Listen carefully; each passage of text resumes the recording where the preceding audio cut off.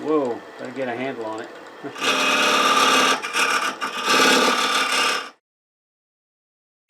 Turning a globe ornament offers some challenges, but it's very satisfying when you finish. If you've got just a little bit of wood turning experience, you can certainly make one of these. This video, we're going to concentrate on how do you make the globe. We're going to talk about wood selection.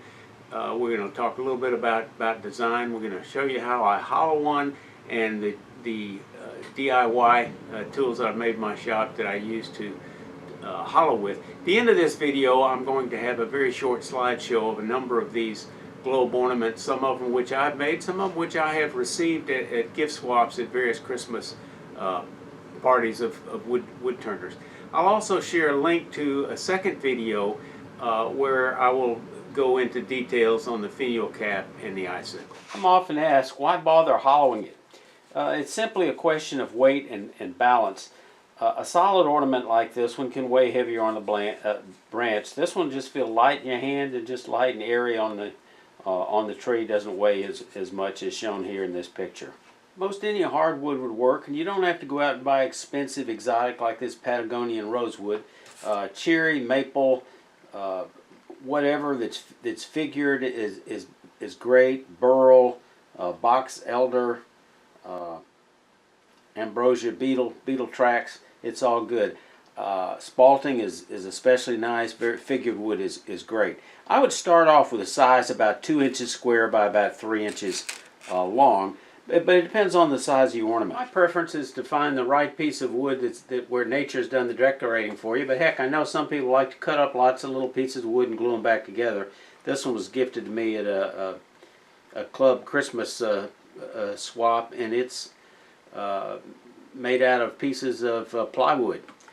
This is a segmented piece with veneer. This is segmented. You know, so there are other ways to go. Here's a sample of 3 sizes, and using my hand you can get a feel for how large it is. For me, this would require a very large tree. My personal preference would be something between this size and this size, somewhere closer to 50 millimeter diameter, or 2 inches.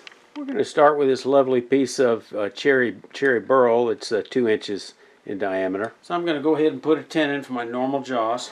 This is my beating and parting tool.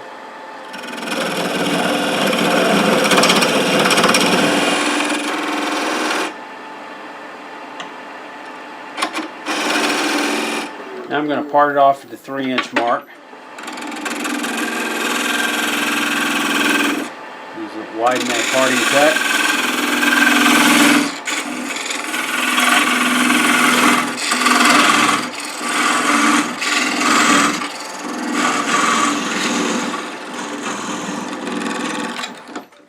And there we go. So I mount the blank in the chuck using the tenon I just made. Got a little bit of a divot there I need to get rid of. Get rid of that little dub there. Make a little divot to guide the drill blank. Now it's time to drill a hole. We got to pick a drill bit size. I lined up some ornaments I had, some I made, some I was gifted. Here's a 1/2 inch, and it's a little bit. I don't like this size of this finial cap, so I think we can go larger. 5/8 is a really good size. Might be a little bit challenging for some. 3/4 inch, it makes it a lot easier to hollow, and that's what we're going to use today, 3/4 inch, because I think we'll be just fine with our 1-inch block being able to cover that. Alright, I'm going to turn a squashed sphere. It's a whole lot easier if we turn a shape similar to a pumpkin, about 80% diameter, 80% height to diameter. So this is 2 inches, so we're going to measure out 1 5/8. And go ahead and mark that, and that's where the end of the ornament is going to be. So we're going to drill just short of that. I'm going to go ahead and mark this with a parting tool, just because I find it easier to visually see a line that goes down a little ways. Not very deep, just enough to replace that pencil mark.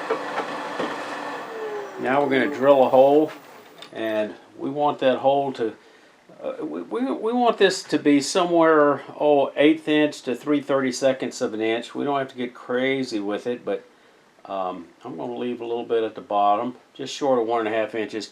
We don't have to worry about the tip on the Forstner bit because we are going to drill this thing out when we finish. So we're going to measure to the cutting edge. Keep your hand on the drill chuck, especially when you're retracting.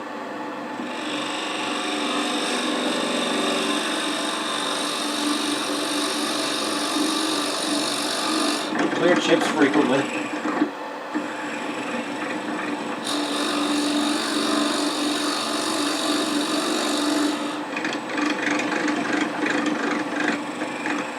You always want to keep your hands on the drill chuck, especially when you're retracting, because if it gets stuck in here and starts separating, it becomes very dangerous if it gets pulled out and starts whipping around. I had a friend of mine got 7 stitches when an accident like that occurred. Visually, I identify the center. I don't bother to mark it, but I do want to mark that center ring that helped me balance the left and right side. Whoops, the left and right side when I'm turning.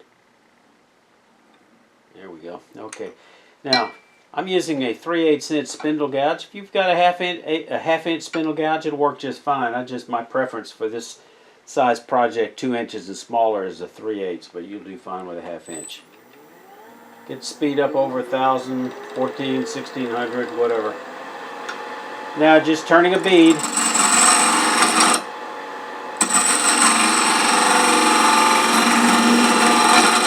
So we're riding the bevel.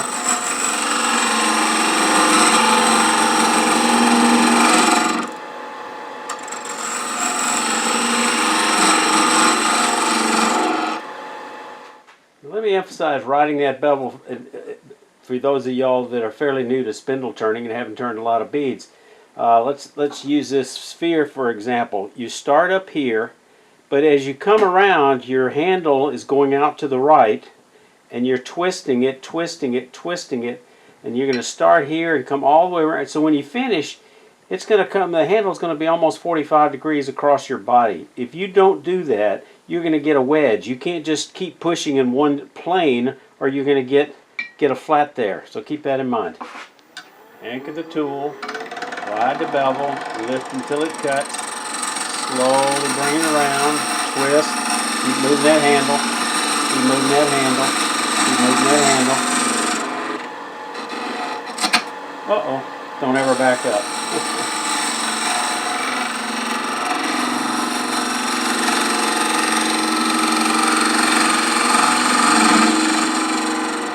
And there we go.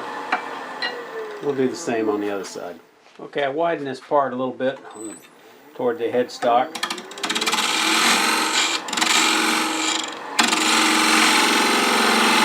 And I go down maybe 3/8 of an inch. Not too far, because I want to maintain at least 1.5 inches of wood back there to hold this while we hollow it. So I'll just start gradually shaping some of the back side a little bit. And get a little clearance here.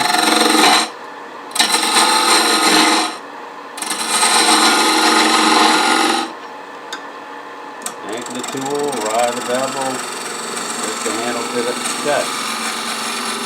Swing the handle towards you. Keep swinging, keep swinging, keep swinging, keep swinging. And we'll come back and clean some of this up.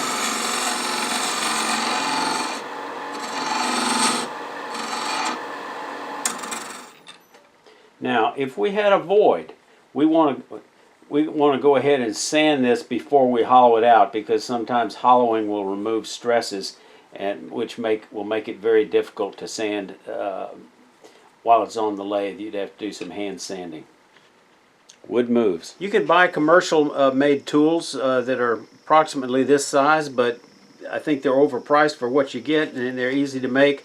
This one is from an 8mm Allen wrench. You do need to cut it back and shape the top like a scraper, maybe a 70-degree bevel flat on the top, and it works just great. Make sure your handle is at least 8 inches long, because you're going to get a little bit of torque. This one is actually, it's a recessed tool, but I use it sometimes for some hollowing. It's an 8mm bar, same as my beating and parting tool. It's got a little hook on the end. I've made one many years ago from a Harbor Freight flat bar tool, scraper, skew, something. And you got to round over all the edges that might touch the wood going through the opening. This one, I made it a little less aggressive by making it negative rake so it can go in flat.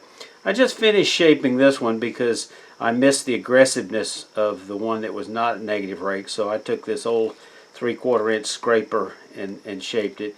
You got a little hollow back here and an opening here, and it's flat on top. Again, round profile shaped like a round nose scraper. So let's start hollowing. We're going to start hollowing about 1/8 inch beyond the surface here.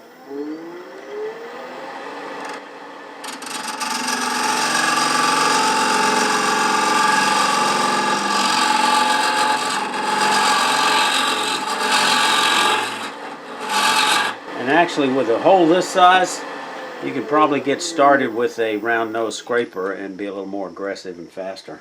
I can probably remove some of the wood in the middle a little easier with this beating and parting tool. I'll just come in at an angle and just take out some of the meat in the middle.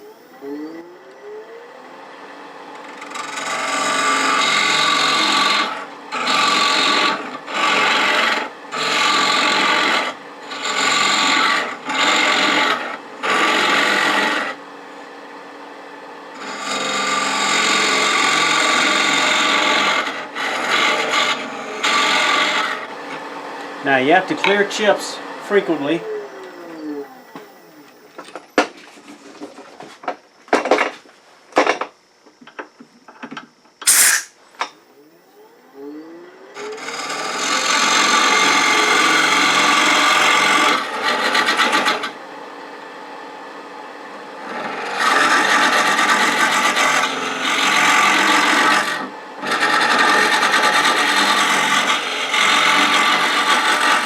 If you don't have an electric air compressor, you can always use your lung-powered ones with a soda straw.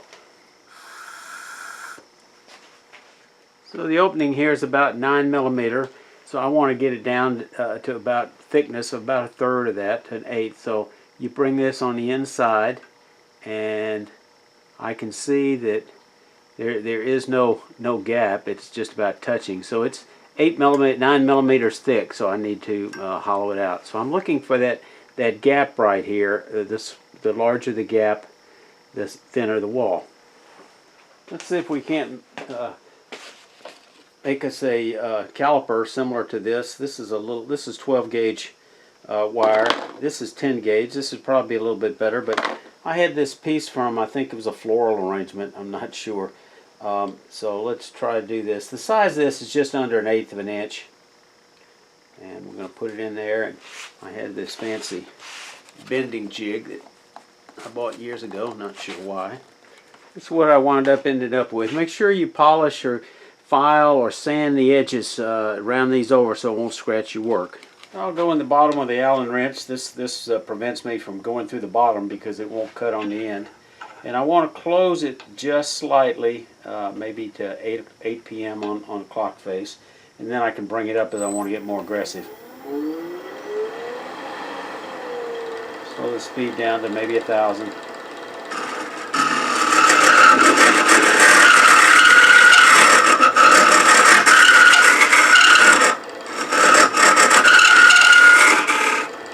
And this cook tool can get pretty grabby.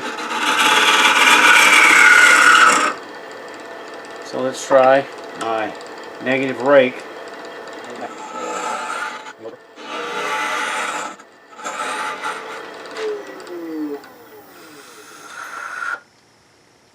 That's actually easier than the compressor. And I'm making good progress. Let's check it out. Put the smaller side inside, and no, it's still about 8 millimeter. It's just smoother. Got rid of some rough edges. So let's try this larger one. Let's see if I go in the bottom. Yeah, I've reduced the neck and hollowed the back side a little bit where I can go all the way to the bottom of this. This might be a little more challenging with a 5/8 inch opening, but the 3/4 does make it easier.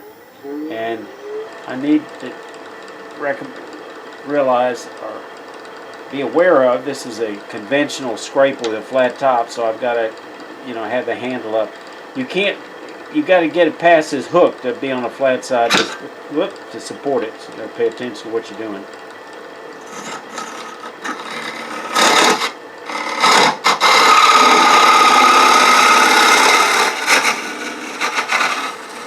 Angle it down a little bit. Whoa, gotta get a handle on it.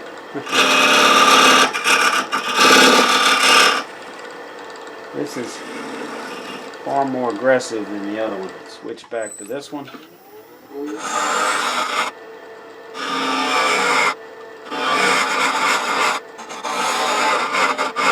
Nobody's ever going to put their finger inside this, so let your conscience be your guide.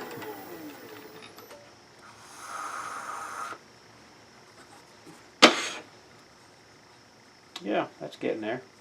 A little more in the middle. I've got to leave room here to shape the bottom. Let's measure it. Now I can see that I'm getting a little bit of a gap down here. I'm getting maybe a 3 millimeter gap, 4 millimeter, and then it narrows down. So that's good. It's a little fatter down here at the bottom when we do the final shaping. Get a little bit more here in the middle, and then we'll finish shaping it and parting it off.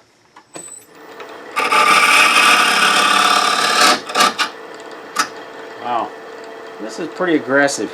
I'll have to caution myself when I use that. And I think for this ornament we're going to call that good. And now I need to finish shaping the bottom. First thing I'm going to do is give myself a little more clearance at the bottom for rounding down.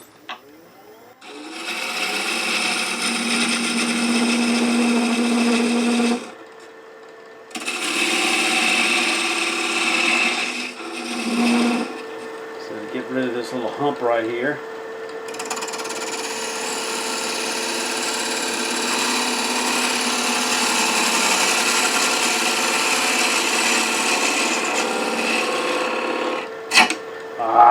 Never back up.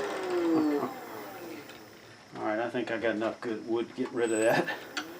Be careful backing up.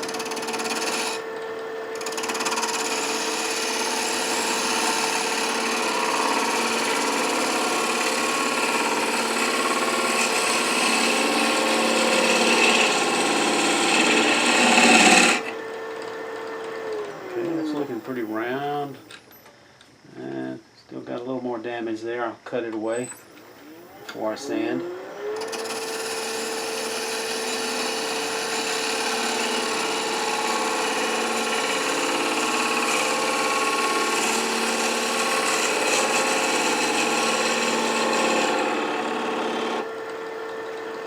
And I think I want to get rid of just a little bit of a hump right here.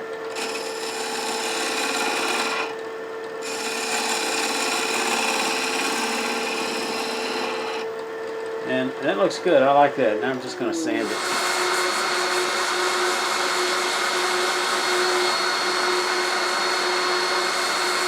Now here's my trick for parting off. We're going to get this down to a 1/2 inch at the base.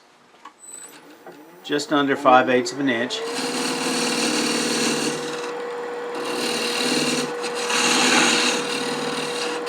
And let's just double check, make sure it's below 5/8 of an inch.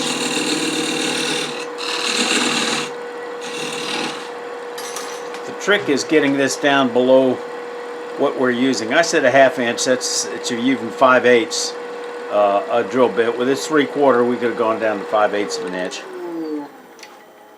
So we got our 3/4 inch drill bit back in the drill chuck, and we're just going to come in here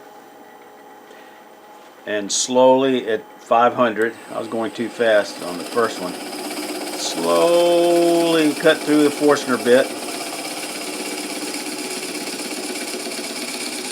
till it comes through the bottom, and then releases it and captures this so we don't have to chase it around the floor. In this case it's sheared off a little bit before the hole came all the way through, so my hole is less than 3/4 of an inch. That's a mistake.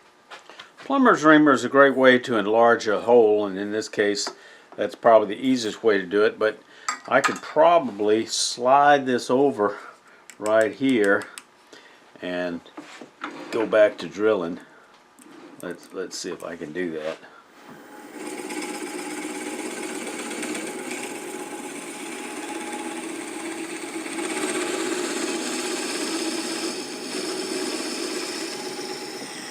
Let's see if I've accomplished that. Looks like I have. So now I got the same hole depth on both sides. I don't want to waste this burl scrap, so what I'm going to do is just part off a little disc and use that, save that, and later probably use it for an insert on a box.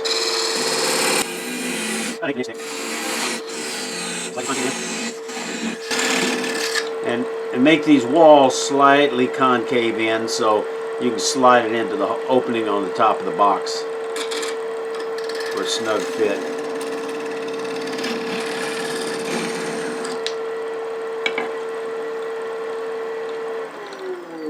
That'll be nice. Oops, I meant to put some sanding sealer and abrasive paste on here before I parted it off. But this is a 2-day video, so I forgot where I was. So I've got this turned. I've got a Morse taper on both sides to center in the tailstock with the headstock. So I'm just going to use this as kind of a mandrel, and now I can easily put some sanding sealer on here.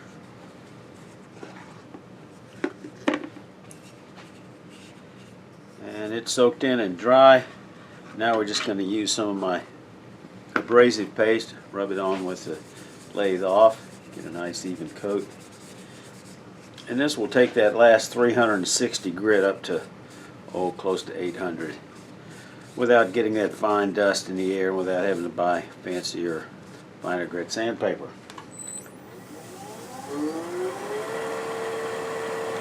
And I'm running at about 1,000. Probably slow down a little bit.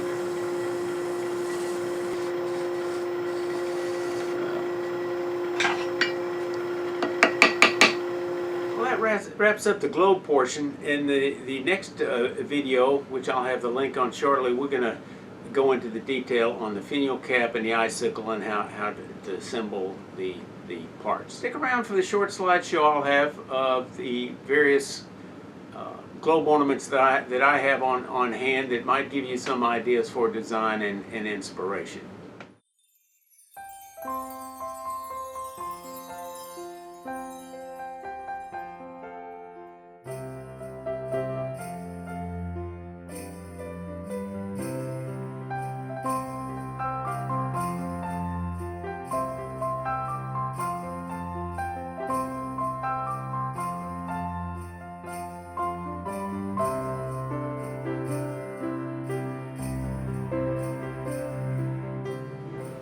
So click here if you want to see how to part 2 to do the finial cap and the icicle. If you want more about ornaments, click on the full playlist I have.